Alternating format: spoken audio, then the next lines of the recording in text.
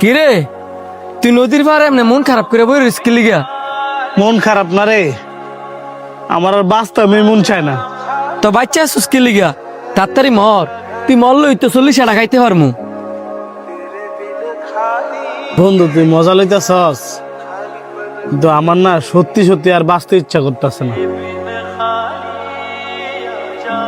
কিন্তু কেরে কসে শুনি?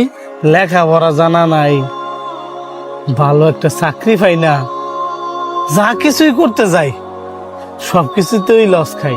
এই ছোট্ট ছোট্ট বিষয়ের কারণে তুই মরতে চাস? নাই ফ্যামিলির ফেরা, নাই সংসারের ফেরা। আজকে নাই, আল্লাহ যদি বাঁচায় রাখে দুদিন পরে কি হইতো না? এমন হইতো আজকে তোর নাই, দুদিন পরে কি আল্লাহ তোর দিত না? এই জন্য তুই ভাঙ্গা পড়বি।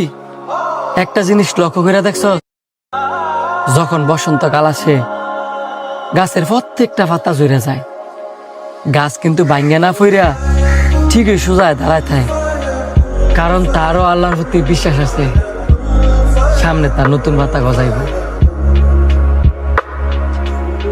তো তুই এত নিরাশ হস কেন? আল্লাহ যে তোর থেকে ছোট্ট ছোট্ট জিনিসগুলা যে কাইরা নিতেছে, সামনে নিশ্চয়ই আল্লাহ তোর জন্য বড় কিছু রাখছে। আল্লাহ পাক হচ্ছে উত্তম পরিকল্পনাকারী, আমাদের কোনো সময় নিরাশ হওয়া যাবে না।